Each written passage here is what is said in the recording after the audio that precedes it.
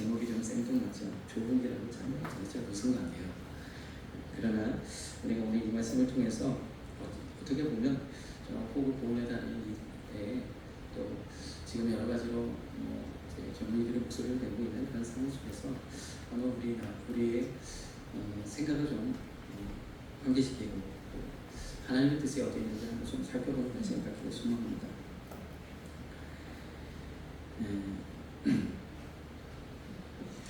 참 우리가 나라를 염려하고 또는 이 대국심을 갖고 또 나라를 위해서 뭔가를 하고자 하는 그런 상황들을 우리가 생각해 본다면 참 작은 개인의 힘이 굉장히 미약하죠. 이 거대한 덩어리를 움직이게 하기에는 정말 속절없이 부족한 게 한 개인의 힘인데, 그럼에도 불구하고 또 전또 놀라운 변화를 이루는 이러한 일들에게는 참 이런 그런 외침, 작은 소수의 외침 또는 한 사람의 외침, 그런 것들이 좀 큰 변화와 놀라운 역사를 이루기도 합니다. 그래서 어떤 면에서 보면 좀 나라를 우리가 염려하고 하는 이런 애국심, 그것이 우리의 신앙의 모습과도 참 많이 닮았다 하는 생각이 듭니다. 우리가 하나님을 믿으면서 이 믿음의 삶을 이어가는 나 개인으로서 자꾸 연약하지만 하나님의 원대한 비전을 품으면서 나를 통해서 하나님 복음이 증거되는 그런 일들을 감당하기를 원하면서 우리가 뭐 아주 큰 역사들을 이룰 수는 없습니다. 그러나 내 삶의 현장에서 또 내게 맡겨진 주어진 일을 감당하면서 주의 교회를 세우고 복음을 전하고 또 주님께 헌신하고 또 예배하고 그런 삶들을 통해서 또 하나님 나라의 어떤 일조를 하게 되는 그런 부분들을 보면 참 많이 닮았다 하는 생각을 하게 됩니다. 그래서 오늘 제가 이 본문의 말씀, 마태복음 7장 이 본문의 말씀을 가지고 좀 우리가 이 좁은 길로 가라 하시는 그러한 주님의 말씀과 또 우리나라 가운데 부어주시는 자유로움, 그래서 자유롭게 예배하고 자유롭게 무엇이든지 할 수 있는 그러한 이 나라에 주신 자유의 가치, 이것들을 좀 함께 견주어서 좀 그 가치를 좀 다시 되새기는 그런 시간을 갖고자 합니다. 먼저 우리 첫 번째로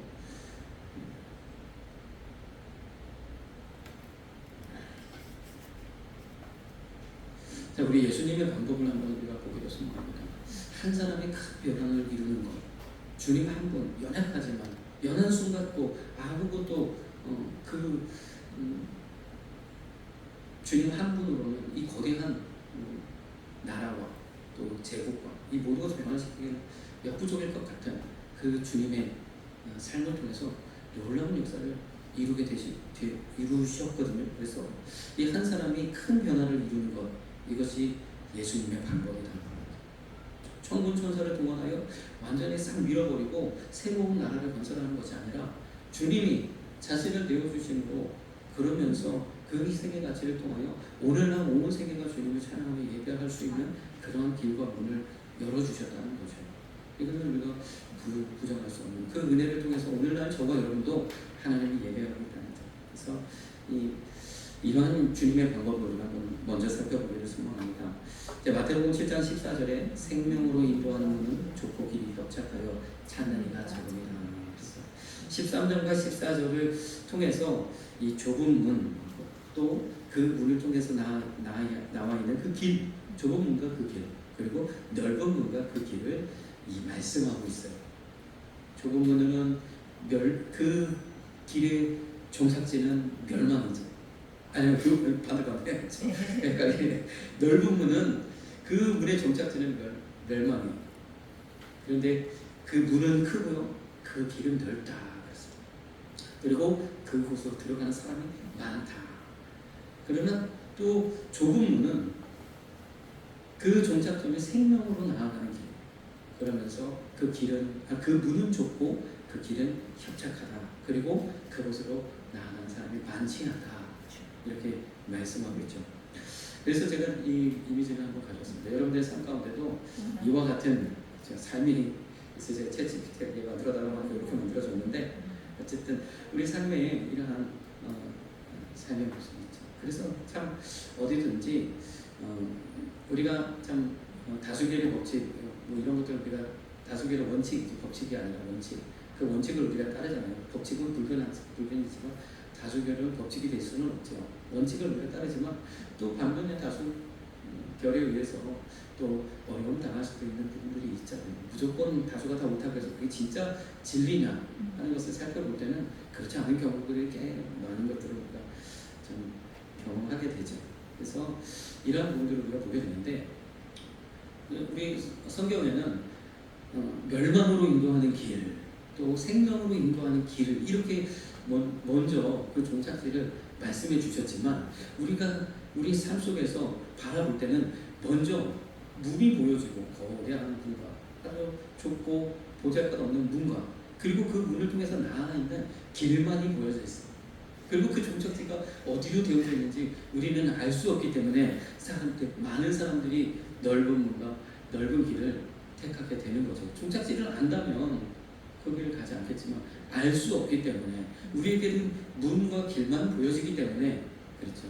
좁은 길로 나아가는 사람들은 마찬가지죠. 이 길 끝에 주님이 말씀하신 약속하신 생명으로 나아가는 길이기에 내가 그 길을 걸어가게 되는 거죠. 비록 찾는 자들이 많지 않다 할지라도. 그래서 우리 앞에 놓여진 이 문, 넓은 문, 크고 넓고 화려하고 멋진 문이 있는가 하면 좁고 허름하고 보잘것없을 것 같은 그러한 문이 있지만 그래서 우리 앞에 이러한 문을 통하여 그 길로 나아가게 되는데 요한복음 10장 9절에는 우리가 한번 말씀드려 좀 보겠습니다. 요한복음 10장 9절에는 내가 문이니 그랬어요. 우리 앞에 보여진 이 문은 바로 예수 그리스도를 위한 거죠. 주님을 바라보고 주님을 믿고 주님을 영접하고 주님을 나의 구세주로 내 인생의 진정한 주인으로 나의 삶의 왕으로 모셔드리고 주님을 따르느냐 그렇지 않느냐를 선택이 되어진다는 거죠. 요한복음 19장 10절에 그래서 우리 삶 가운데 이러한 이 두 가지 갈래길이 인생의 두 가지 갈래길을 걸어가게 되는데 요한복음 19장 10절의 말씀 빌라도가 이렇게 이야기하죠. 내가 너를 놓을 권세도 있고 십자가에 못 박을 권세도 있는 줄을 그랬어요. 예수님을 이 바리새인들과 대제사장들이 예수님을 여러 가지로 죄로 엮어서 사형을 오도해달라고 빌라도 앞에 데려다 놨습니다. 여러 가지 포박을 하고 그렇게 희롱을 다 하고 그때 빌라도가 이 예수님 앞에 묻는 거죠. 내가 그저 그 당시에 총독이면 뭐 날아가는 새도 떨어져서 엄청난 권력을 가지고 총독 한마디면은 그냥 막 쑥대밭이 그 자리를 완전히 다 멸망시킬 수도 있는 그런 권세를 가지고 있죠. 총독은 로마의 군단을 움직이는 그러한 힘이 있기 때문에 로마의 한 군단은 얼마나 강력하죠. 그래서 정말 그 땅을 완전히 멸망시킬 수도 있는 그러한 권세를 가진 사람입니다. 그러면서 이렇게 얘기합니다. 내가 너를 놓을 권세도 있고 십자가에 못 박을 권세도 있는 주로.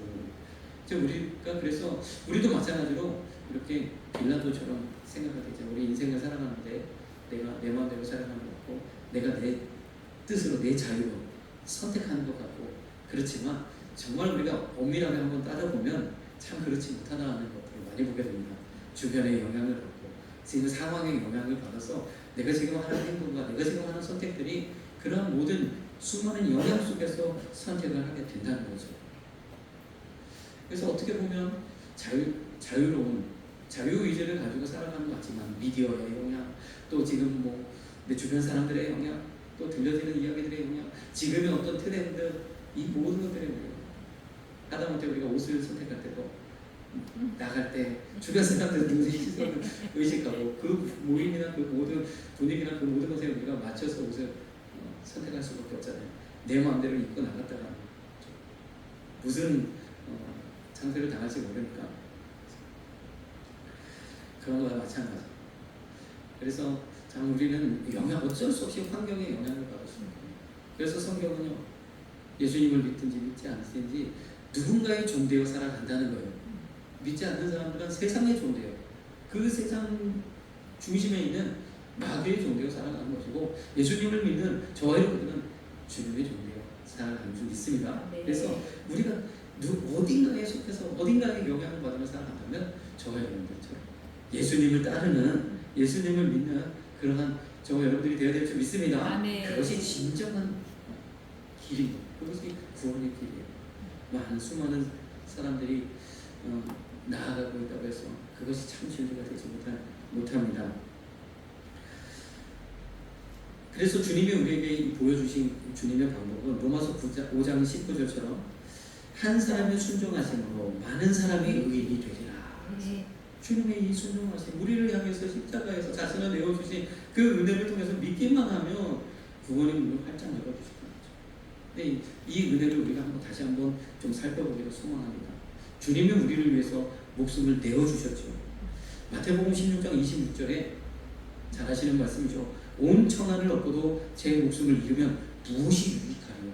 우리에게 있어서 살아있다는 우리 존재에 있어서 산다는 것만큼 중요한 게 어디 있습니까? 살아있는 게 곧 나니까요. 산다는 게 중요한 거죠. 목숨을 잃으면 아무리 많은 것을 가져도 목숨을 잃으면 무슨 소용이 있습니까? 근데 제가 또 이 말씀을 보면서 참 온 천하를 얻고도 제 목숨을 잃으면, 그럼 반대로 우리가 목숨만 붙어 있으면 모든 게 더 괜찮냐? 근데 우리 어르신들도 건강하게 주님 은혜 안에서 편안하게 장수하셔야죠. 오래 사셔야죠. 100세까지 사셔야죠. 여러 가지로 어렵고 힘들게 오래 살면 참 그것도 힘들잖아요. 그러니까 온 천을 얻고도 제 목숨을 잃으면 하는 것은 내가 혈기왕성해서 모든 것을 내 힘으로 할 수 있을 것 같은 그러한 때를 상정해서 하는 말씀이죠. 그래서 주님은 어떻게 보면 30세에 공생애를 시작하십니다. 가장 우리 인생에서 가장 무엇이라도 할 수 있는 그때에 우리를 위해서 그 목숨을 내어주신 거죠. 그래서 이 온천을 얻고도 제 목숨을 잃으면 무엇이 있을까요? 그러나 주님은 우리를 위해서 자신의 목숨을 내어주셨습니다. 그 온천을 얻고도 제 목숨을 잃으면 무엇이 유익하려 하는 이 말씀을 우리의 버전으로 좀 우리가 살펴보면 어떤 말씀이냐? 누가복음 12장 19절 20절에 있는 말씀처럼 한 부자가 그래 쓸 거를 다 모았고 이제는 더 쌓을 곳이 없어서 창고도 막 크게 늘려가지고 엄청나게 쌓아놨습니다. 이제는 이만큼 쌓았으니 됐다. 이제부터는 내가 좀 놀면서 편안하게 살면서 좀 부귀영화를 좀 누려보자. 지금 좀 많이 고생했으니까 스스로를 좀 위로하면서 그렇게 해보자 했는데 그날 밤에 주님이 얘야 너 오늘 밤에 내가 네 영혼을 취할 것인데 그러면 이 많은 싸움이 누구 것이 되겠느냐? 어리석은 자여. 그래서 우리 편에서 보면 온 천하를 얻고도 목숨을 잃는다는 것이 아무리 많은 것, 집을 가졌든 멋진 자동차가 좋은 자동차가 롤스로 있어 자동차가 있든 목숨이 무슨 소용이 있습니까 하는 그런 거죠. 그런데 이게 온 천하를 얻고도 제 목숨을 잃으려 하는 우리 버전의 표현입니다. 이 앞서서 먼저 주님이 우리를 위하여 이 놀라운 은혜의 길을 열어주셨는데 이렇게 한번 생각해보세요. 예수님께서 자신 목숨을 내어주시면서 정말로 온 천하와 같은 수많은 인류의 사람들이 살아나는 그 엄청난 일을 이루셨거든요. 그러면 우리가 이건 좀 고약한 생각이지만 바꿔서 말했으면 주님 한 분 좀 희생하시면 온 백성 사람들이 산다면 그럴 수도 있겠지 라고 우리가 생각할 수 있잖아요. 그래서 우리가 흔히 그 말하는 희생의 가치들은 그거잖아요. 누군가를 위해서 내가 기꺼이 희생할 수 있는 그런 희생 정신들을 이야기합니다. 그리고 주님이 목숨을 잃는 그런 어떤 목숨을 내어주는 그 가치가 온 천하를 얻고도 목숨을 잃으면 하는 이러한 가치를 우리 편에서 바라보면 지금 제가 드린 말씀 이렇게 되어지는 거죠. 그런데 이것을 영적으로 좀 확장을 해보면 하나님 편에서 그 주님의 목숨을 내어주신 그 가치가 어느 정도인지 다시 한번 보자는 거죠. 요한계시록 21장 8절에 이런 말씀입니다. 두려워하는 자들과 믿지 아니하는 자들. 예수님 믿지 않는 것도 큰 죄입니다. 흉악한 자들과 살인자들과 보면 수많은 죄 가운데 거하는 이들이 불과 유황으로 타는 곳에 참여하리니 이것이 둘째 사망이다. 우리가 우리 생호흡이 당하는 그 사망도 있지만 진짜 사망, 둘째 사망, 영원한 불꽃 가운데 거하는 이 사망이 있다는 거예요. 자, 그러면요 다시 한번 온 천하를 얻고도 목숨을 잃으면 무슨 소용이 있느냐 할 때 우리가 생각하는 것은 많은 것을 가졌어도 내 생명을 잃으면 무슨 소용이 있느냐 이 정도로 느껴지지만 하나님 차원으로 확장하면 자, 온 천하를 얻은 것과 같은 게 무엇입니까? 영생을 얻었어요. 영원히 사는 존재가 되어졌어요. 만약에 이렇게 하면 상정해요. 내가 영생이 주어졌어요. 그런데 어떤 영생이야? 불과 유황 못에 타는 영원히 고통당하면 그 가운데 놓여져 있다면 엄청난 일이죠.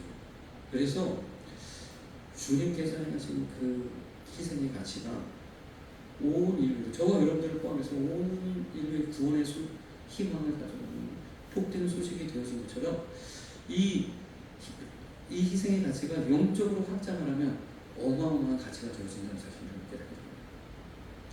반대로 그래서 주님의 그러한 희생이 요한복음 15장 13절처럼 친구를 위하여 목숨을 버리는 사람 정도로 끝나지 않는다는 거죠. 우리가 누군가를 위해서 희생할 수 있습니다. 자녀를 위해서 부모님을 희생하고 우리 영화나 이런 것들을 통해서 많은 사람들을 살리기 위해서 자기를 기꺼이 내어주는 그런 희생을 바라보면서 감동의 눈물을 흘리죠. 근데 주님의 그 순종이 여기에 그치지 않는다는 거죠. 예수님이 우리를 위해서 저와 여러분을 위해서 단순히 목숨을 내고 자신을 희생하시는 그 정도의 가치로 그치지 않고 주님의 순종은 어떠한 순종이었느냐? 빌립보서 2장 6절 8절 말씀입니다. 그는 근본 하나님이십니다. 이 영적인 차원에까지 우리를 구원하시기 위해서는 사람으로서는 불가능한 거예요. 하나님이신 그분이 자신을 내어주신 거예요. 하나님의 본체이신 그분이 하나님과 동등됨을 취하지 아니하시고 자기를 비워 종의 형체와 같은 한계가 명확한 인간의 모습으로 인간이 되셨고 이것 같은 은혜가 엄청나요. 1차적으로 이 순종을 하나님 예수님이 하셨고 자기를 낮추시고 죽기까지 그런데 어떤 죽음입니까? 그 십자가에서 모진 고난을 감당하시는 그 고통을 당하시면서 죽으시기까지 순종하셨다는 거죠. 이것이 바로 주님을 우리에게 보여주신 순종의 가치. 온 천을 얻고도 제 목숨을 잃으면 하나님의 수준의 표현입니다. 주님이 이와 같은 순종의 모습으로 저와 여러분을 구원해 주셨는 줄 믿습니다.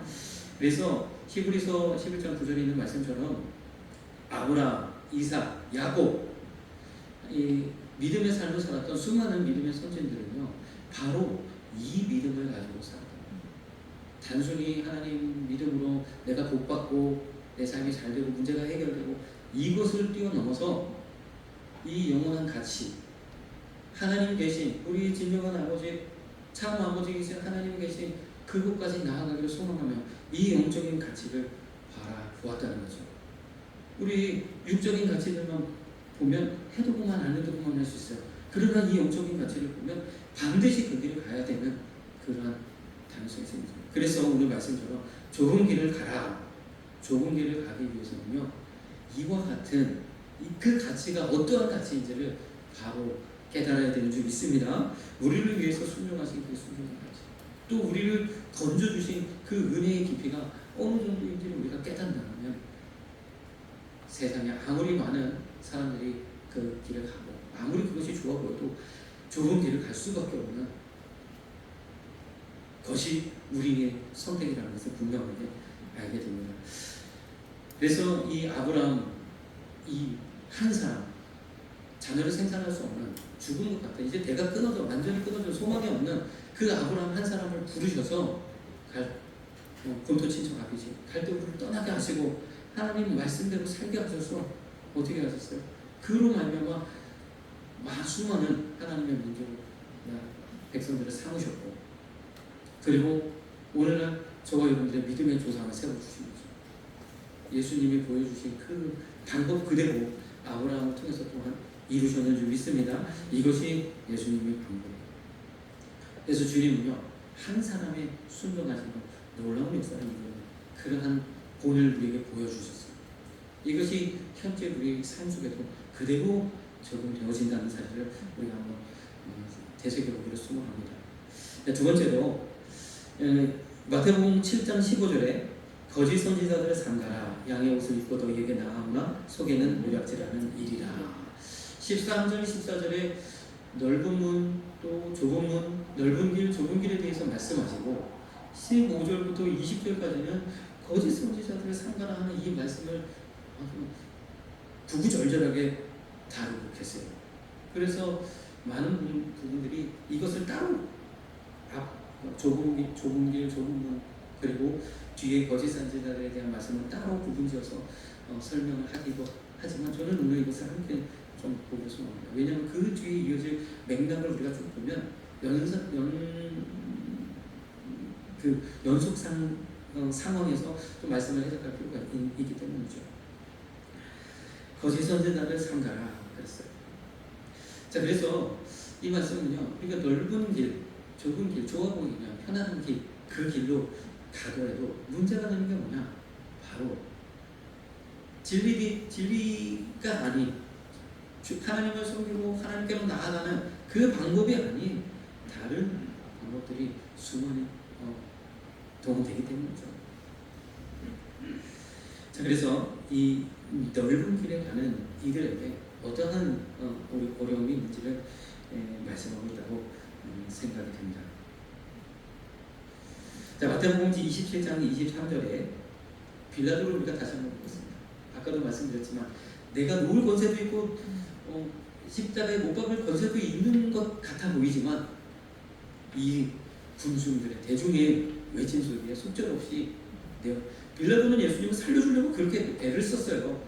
그럼에도 불구하고 대중의 외침의 소리에 결국에는 폭동이 일어날 것 같으니까 예수님을 내어줄 수밖에 없는 거죠. 주님은 인류를 구원하시기 위해서 그 길을 가지만 그 모든 일에 동원된 일들은 얼마나 참 안타깝습니까? 이러한 일들이 이 많은 그런 사람들 사이에 이러한 일들이 일어날 수 있다는 거죠. 이것이 바로 거짓 선지자로 대표되는 그러한 부분들인 거죠. 빌라도가 그 말씀에 어찌 미뇨 무슨 악한 일을 했냐, 내가 아무리 찾아봐도 그런 거 오히려 너희가 말하는 너희들의 왕이라고 그렇게 예수님을 따르고 그렇게 높이고 그렇게 이야기하더라고. 그 사람이 아니냐. 그런 저희가 더욱 소리 질러서 십자가에 못 박아요. 우리에게는 왕이 가이사 한 명에도 왕이 없습니다. 이 사람을 사형에 처하지 않으면 당신도 그런 사람 가이사를 반역하는 것입니다. 그러니까 그냥 공짜로 써요. 빌라도가 아무리 제한물이 그걸 쓰고 그 한마디에 그대로 되어줄 수밖에 없는 상황이 되어졌죠.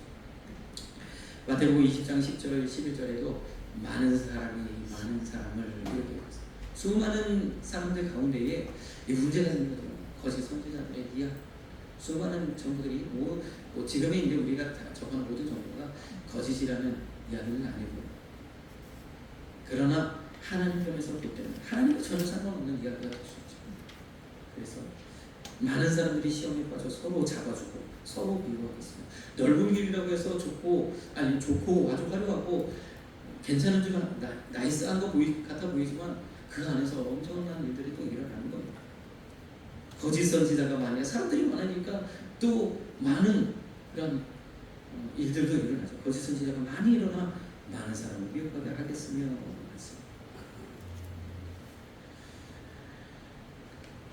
그렇습니다.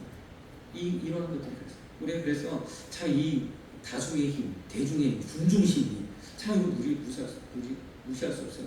우리는 개인적으로 참 연약하기 때문에 집단의 놓이기를 우리는 그것을 원해요. 집단 속에 포함되고 공동체 속에 포함되고 누군가 나를 보호할 수 있는 어떤 그런 무리 가운데 있기를 소망해요. 그런데 여기에는 맹점이 있는 거죠. 우리 원로 목사님이 많이 말씀하시는 그 말씀 중에 하나인데, 지금 이 수건이 하얀색인데 이 수건을 하얗다고 말하는 사람과 아주 대놓고 아주 악의적으로 이게 어디가 하얀 걸 못 봐서 그렇지 이게 어디가 하얘 검은지 하다못해 어떻게 보면 또 때도 묻고 그래서 낡기도 해서 검은 것 같기도 하고, 그럼 결국에는 검다고 주장하는 사람이 이긴다는 거잖아요. 근데 그와 같은 실제적인 뭐 수많은 심리 실험들이 많이 있죠. 사람들이 이제 이 실험장에 모였습니다. 그래서 이 실험에 참여를 하면 얼마나 이제 보상을 드립니다 해가지고 사람들을 모집해서 한 10명 가까이 사람들을 모집해서 이제 실험합니다. 이제 문제를 내고 정답을 맞히도록 하는 거죠. 누가 봐도 정답이 A인데 지금 기준으로 제공해 준 선과 길이가 같은 곳을 고르세요 하는 문제라고 하면 누가 봐도 답은 B인데, 그런데 이 실험이 어떻게 세팅된 거냐, 그 중에 10명, 9명은 미리 돈을 주고 당신은 무조건 C라고 대답하세요 또는 무조건 D라고 연기하세요. 그렇게 연기하라고 지시를 하는 사람들이에요. 그러니까 한 사람만 아무것도 모르고 다 여기 있는 사람 다 처음 만난 사람들이라고 생각하고 그 사람이 얼마나 소신껏 발언할 수 있는가 하는 그런 것들을 보는 실험 우리가 많이 그런 겁니다. 이 사람이 어떻게 대답을 하겠습니까? 뭐 다 그런 거는 아니지만 끝까지 자기 주장을 하는 아주 소신껏도 있긴 하지만 75% 이상이 대중에 따라간다는 거예요. 특히나 여성은 더욱더 여성은 한 80~90% 대중의 의견을 따라간다. 누가 봐도 답은 B인데 다들 C라고 얘기하면 내가 좀 이상한가? 내가 좀 착각했나? C라고 대답한다는 거예요. 그렇잖아. 그래서 이러한 일들이 우리 가운데도 일어날 수 있는 거죠. 그래서 이러한 부분들이 어떻게 보면 우리가 지금 제가 서두에도 말씀드린 것처럼 내가 내 뜻대로 선택을 한다고 보지만 그렇지 못한 우리의 자유가 그렇게 제한이 되면 그런 부분들을 분명하게 보여주고 있죠. 그런데 누가복음 23장 47절에 이라는 말씀이 있어요. 백부장이 그 된 일을 보고 하나님께 영광을 돌려 이르되 이 사람은 정령 의인이었도다. 자, 이 백부장은 누구냐면 빌라도가 이 사형을 얻어가고 그 집행관이 이 백부장에게 예수님을 내어주는 거예요. 그럼 이 백부장은 이제 예수님 넘겨받아서 십자가를 짊어지고 골고다 언덕을 향해서 가고 군인들이 따라가는 거라서 집행관이에요. 사형 집행관. 이 백부장이요, 예수님이 되어지는 일을 처음부터 끝까지 쭉 지켜보고 사람들이 소리 지르고 그 모습에서 31대의 책제를 맞으시고 그 모든 과정들을 쭉 보는데 보면서 한 탄식 소리, 그 속에서 터져나오는 탄식이 뭐냐, 이 사람은 정녕 의인이었도다. 내가 아무리 봐도 이 사람은 사형당할 만한 그런 사람이야. 특히나 십자가 사람, 이 사람 죄인이요, 죄가 없는 사람이에요 라고 그가 탄식했다는 거죠. 그래서 영화 부활이라는 영화가 있거든요. 영화 부활. 이 패션 오브 크라이스트 이후의 후속작으로 동일한 제작진들이 이제 감독을 바뀌어주고 제작진들이 만들었다고 하는 이 부활이라는 영화가 있는데, 그 부활은 이 백부장을 중심으로 주인공으로 삼아서 영화가 전개가 됩니다. 즉 빌라도가 예수님을 그렇게 십자가에 처형한 이후에 사람들이 막 소문이, 예수님 부활했다는 소식이 막 터져나오기 시작한 거예요. 그러니까 유대인들이 찾아와서 빌라도에게 지금 그 제자들이 시체를 숨겨놓고 부활했다고 막 이 헛소문을 퍼뜨리니까 이 사건을 좀 수사해달라고, 그러니까 다 그런 사람들 다 엄벌해달라고 막 청원을 하는 거예요. 그러니까 빌라도가 어쩔 수 없이 또 진상을 누가 한번 조사하고 이 백부장을 명합니다. 그렇지 않아도 백부장이 마음속에서 예수님에 대한 그런 부분들을 진하게 느꼈는데, 그러면서 이제 사건을 조사하는 거예요. 그래서 예수님을 봤다고 하는 부활의 증인들을 막 불러다 놓고 신문하기 시작합니다. 그리고 또 현장도 찾아갑니다. 또 예수님을 만났다고 하는 그 자리도 찾아갑니다. 계속해서 그 행적을 추적하고 찾아가다가 진정으로 또 예수님을 만나는, 그러면서 그 자리에서 자기의 군복을 벗어버리는, 그렇게 하면서 주님의 제자가 되는 그런 과정을 그리는 영화예요. 한번 기회가 되시면 한번 보시도록 그런 영화입니다. 이 백부장 속에 진한 울림을 주었다는 거죠.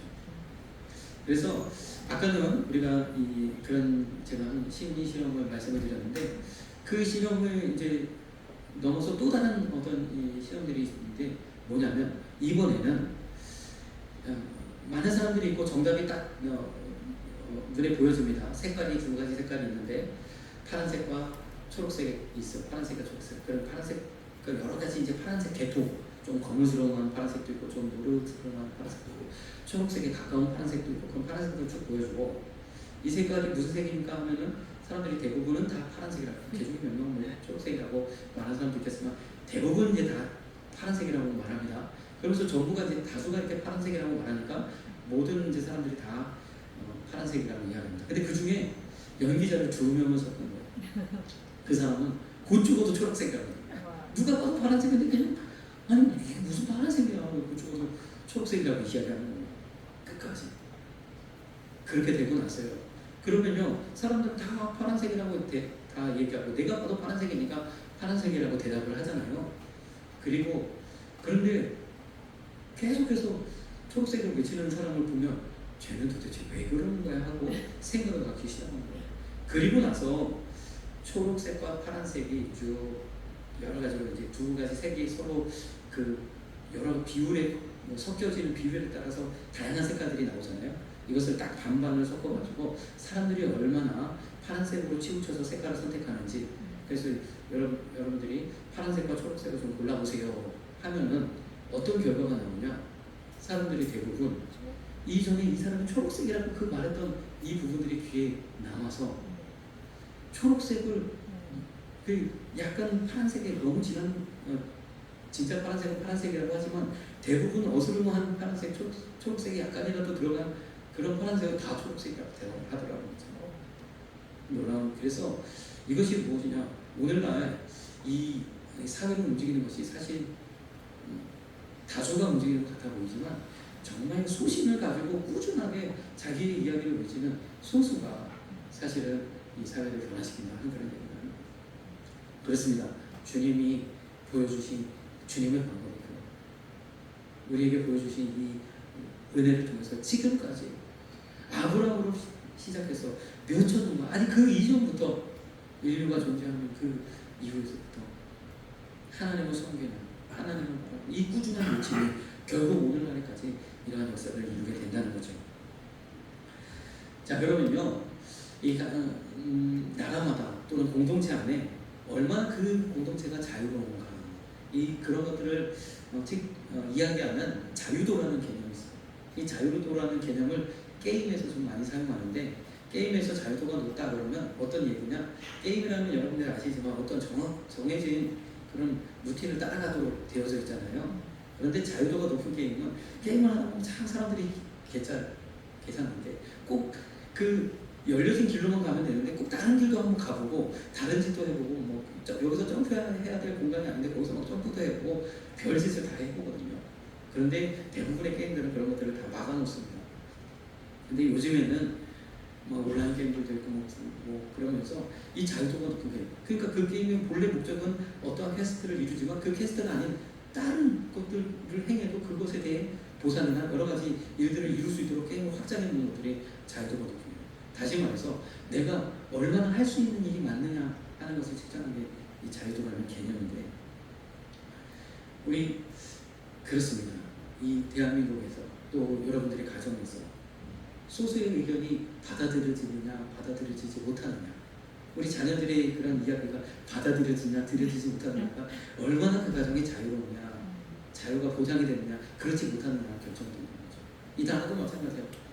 이런 소수의 의견을 말할 수 있고 표현할 수 있고 그렇게 할 수 그것이 얼토당토하는 이야기를 할지라도 누가 봐도 뭐 음모론 같은 이야기를 할지라도 그것을 말할 수 있느냐 내가 할 수 있는 일이 많으냐 적으느냐에 따라서 자유도가 결정된다는 거죠. 우리는 자유도가 높아다가 점점 할 수 있는 일이 적어지는 상황으로 나아가고 있다는 사실을 보여줍니다. 네, 그래서 이 최근에 여러 가지 이루어지는 일들을 보면서 저는 제가 작년에 지난 그 총선인가 대선에 들어간 말씀드립니다. 참 이 나라가 너무 한쪽으로 치우치는 거 정말 이건 좋은 현상이 아니다. 그런데 대통령도 같은 당, 국회의원 70석, 190석도 같은 당, 뭐든지 자기 마음대로 특권하면 할 수 있고 그러나 반대로 또 다른 쪽에서 요구하는 특권은 안 하면 묵살할 수도 있고 근데 거기다 전국 지자체까지 다 가요. 야 이게 괜찮은 건가? 물론 이제 그 당을 지지하는 입장이라면 너무 좋다 이럴 수도 있는데, 근데 과연 그게 내가 지지하는 당이라 할지라도 그게 과연 좋은 것일까? 우리가 특정 지역을 예를 들어서 좀 죄송한데 제가 정치적인 것을 얘기하려는 것이 아니라 우리 현상을 좀 보자는 거죠. 특정 지역을 좀 예를 들었지만 전남, 전북, 광주 이런 데는 특정 후보가 80% 90%를 그냥 찍어버리잖아요. 과연 이게 괜찮은가? 거기에 다른 후보를 지지하는 사람이 없는가? 어떻게 보면 그곳에서는 다른 말을 할 수가 없는 분위기가 아닌가? 또 반면에 다른 분도 제쳐놓고 갑자기 그런 얘기 시작하면 들어가는 그래서 아무튼 이게 점점 우리가 그런 사회로 가게 되는 것이 아닌가 하는 거죠. 그래서 아까도 말씀드렸지만 다수가 거짓이 다수의 힘을 얻으면 우리 자유가 제한이 받게 될 수가 있다는 것. 그것이 어떠한 옳고 그름을 떠나서 다수가 이렇게 악용이 될 수 있다는 겁니다. 그래서 우리 자유가 제한되는 부분들을 우리가 이렇게 어떻게 보면 우리가 노력해서 얻은 건 아니지만 우리 대한민국을 하나님께서 자유로운 예배의 자유가 보장되는 그런 나라로 만들어주신 이 자유가 얼마나 큰 가치인지를 우리가 앞서 예수님이 우리 가운데 보여주신 그 가치, 우리를 살려주신 그 가치만큼 중요한 가치라는 것을 우리가 알아야 된다는 거죠. 내 자유가 제한받는 것을 우리가 분명하게 위기의식을 느껴야 된다는 거예요. 이렇게 분위기가 계속 흘러가면 집권하고 있는 한 당 이외의 다른 이야기들을 전부 음모론으로 취급하거나 또는 묵살될 수밖에 없는 그런 상황이 벌어진다면 이것은 정말 돌이킬 수 없는 그런 단계로 나아가게 되는 거죠. 그런데 여러분요, 이 자유가 제한을 받기 시작하면 어디에서부터 시작이 되는지 아십니까? 바로 예배의 자유, 종교의 자유에서부터 제한되기 시작합니다. 그래서 예배의 자유가 만약에 제한을 받기 시작한다, 우리가 지금까지 자유롭게 예배할 수 없는 그 시점에 도래한다, 그러면 이미 제한이 시작된 거예요. 왜 그러느냐? 우리가 인류가 자유를 쟁취하는 이 일에 있어서도 종교의 자유부터 시작했어요. 예수님이 보여주신 그 희생의 가치를, 그것이 그런 어떤 우리 육신의 어떤 축복이 아니라 하나님의 계신 그 천국을 바라보는 그 소수의 꾸준함을 통해서 계속해서 인류가 변화되면서 이 원하는 것이 뭐냐? 하나님을 자유롭게 예배할 수 있었으면 좋겠다. 어느 기독교를 좀 좋아하는 왕이 오면 좀 편한데, 그렇지 않고도 기독교를 반대하는 왕이 오면 완전히 이것도 묵사발이 되니까 예배할 수 없으니까 예배할 수 있는 그런 나라를 마음껏 자유롭게 예배할 수 있었으면 좋겠다. 여기에서부터 우리 인류 가운데 자유라는 개념이 시작된 거예요. 종교의 자유를 외치면서 그렇게 나가다 보니까 종교개혁이 팍 터진 거죠. 이 종교개혁을 시작으로 해서 여기저기서 자유유지 일어나는 거예요. 그래서 우리는 명예혁명이 어떻고 이렇게 돼서 된 것 같아 보이지만 이 안에 하나님의 역사 분명히 함께 했는 줄 믿습니다. 그런데 반대로 자유가 제한받기 시작하면 종교의 자유부터 제한받기 시작해요. 왜 그러느냐? 종교는 인정할 수도 있고 안 할 수도 있고, 우리나라가 이렇게 크게 부흥하고 발전하는 데 있어 분명히 교회가 많은 일들을 기여했습니다. 그래서 많은 사람들이 교회가 기여한 바가 있지, 그렇지만 인정할 수도 있고 안 할 수도 있고, 그러니 자유를 우리가 제한하기 시작한다면, 일부 사람들의 자유를 제한하면 많은 반발들이 일어나니까 어디서부터 자유를 제한하기 시작합니까? 종교의 자유부터 제한이 되기 시작합니다. 이 이유가 뭐냐? 요한복음 15장 18절에 주님이 이렇게 말씀하셨어요.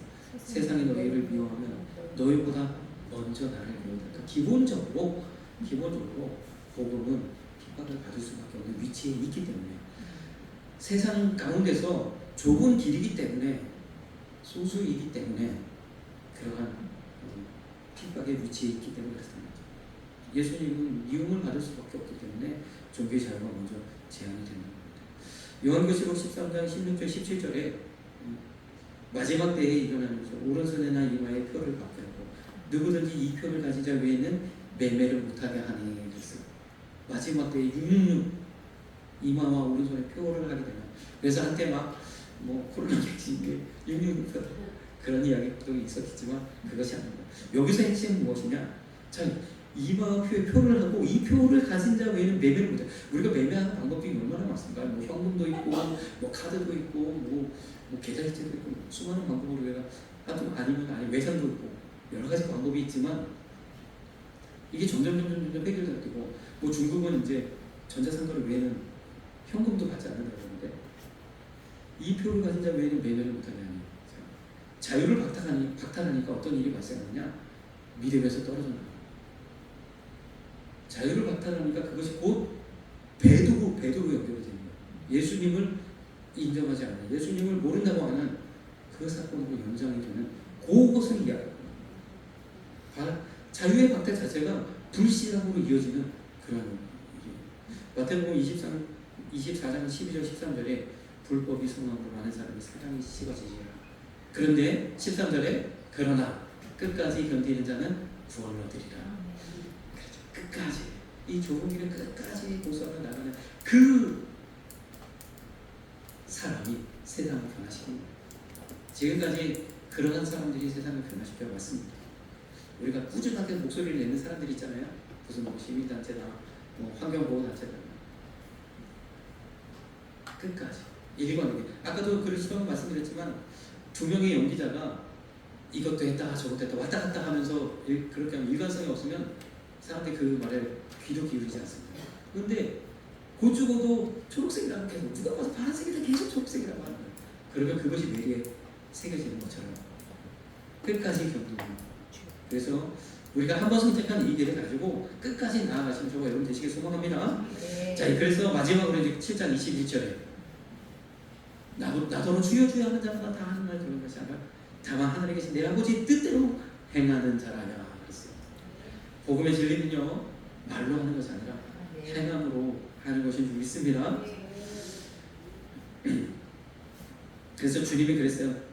그러므로 예수께서 자기를 믿는 요한복음 8장 31절 32절에 너희가 내 말에 구하면 참 내 제자가 되고 주님의 말씀에 순종하며 진리를 알지니 진리가 너희를 자유케 하리라. 그래서 이 좁은 길을 가는 그 성도들의 그 믿음을 통해서 이 세상에 자유가 허락되어졌어요. 그런데 반대로 이 자유가 보장되면 아까 제가 한 가지 빼먹은 게 있는데 자유도를 말씀했잖아요. 그래서 얼마나 이 사회가 또는 나라가 또는 그 가정이 자유가 보장되는 말씀드렸나? 소수의 의견이 받아들여지는, 소수가 말을 할 수 있느냐, 그것이 중요하다는 거예요. 말할 수 없는 환경이 되어진다면 이미 자유는 제한을 받고 있는 것이다 그런 거죠. 그래서 이 자유가 보장된 상황 속에서는 소수가 오히려 사회를 변화시킵니다. 다수가 이끌어가는 사회가 아니라 소수가 사회를 변화시키는 원동력이 되어질 수 있다는 거죠. 우리의 믿음이, 우리의 가는 이 좁은 길의 이 삶이 세상을 변화시키는 방법이 되어집니다. 꾸준한 항상 주일날만 되면 어디로 가서 나는 주일날이면 낮잠도 되고 하고 싶은 거 낚시도 가고, 그런데 이 사람은 꼭 교회를 가네. 왜 그럴까? 그 이야기가 뇌리에 박혀야 됩니다. 갔다 안 갔다 하면 신경도 안 씁니다. 그런데 늘 교회를 갑니다. 그러면 왜 교회를 가지? 그 사람들에게 복음이 들려지면 그들도 또한 주님을 따르는 제자가 되는 줄 믿습니다. 갈라디아서 4장 30절에는 이렇게 말씀하셨어요. 성경이 무엇을 말하느뇨? 계집종과 그 아들을 내어주치라. 계집종의 아들이 자유하는 여자의 아들로 더불어 유업을 얻지 못하리라 그랬습니다. 우리 개인적으로는 우리의 삶을 얽매이면, 그래서 하나님 우리가 온전히 섬기지 못하게 하는 이러한 부분들은 우리는 과감하게 내려놓을 수 있는 그런 결단이 필요합니다. 또 나라를 통해서는 우리의 자유가 훼손되는 그런 모든 것들, 우리의 참정이 훼손되는 그 일들을 단호하게 거부할 수 있는 그런 부분들이 있어요. 지금 정신적인 입장을 떠나서 이런 부분들을 우리가 분명히 가져야 된다는 거죠. 이사야서 11장 9절 마지막으로 나의 거룩한 삶 모든 곳에서 해됨도 없고 상함도 없을 것이니 이는 물이 바다를 덮음같이 여호와를 아는 지식이 세상에 충만할 것입니다. 하나님 복음이 딱 끝까지 증거되는 이 가운데는 모든 나라가 자유로운 나라, 자유롭게 예배하는 나라가 되기를 원하십니다. 그래서 지금 일하는 가운데도 여러 가지 어려움이 있지만 그 이런 과정을 통해서 반드시 이루어야 될 것은 자유롭게 예배할 수 있는 나라가 되어야 됩니다. 그래야 그 나라도 회복되고 그 나라도 복을 받고 그 나라도 놀라운 역사를 이루게 됩니다. 지금 우리가 맞닿고 있는 북한, 세상에서 가장 자유가 없는 나라죠. 그 나라에도 긍정으로 욕할 수 있는 그런 자유가 보장됩니다. 자유롭게 예배할 수 있는 그런 나라가, 그러한 땅이 되기를 소망합니다. 이를 위해서 우리는 끝까지 기도해야 됩니다. 이 나라도 마찬가지로 우리가 우리 자유는 조금도 훼손되면 됨이 없도록 우리가 항상 기도해야 되는 줄 믿습니다. 우리 찬송 좀 시간이 좀 흘렀지만 주님의 흘러가신 길에 그 사명 찬양 드리도록 하겠습니다.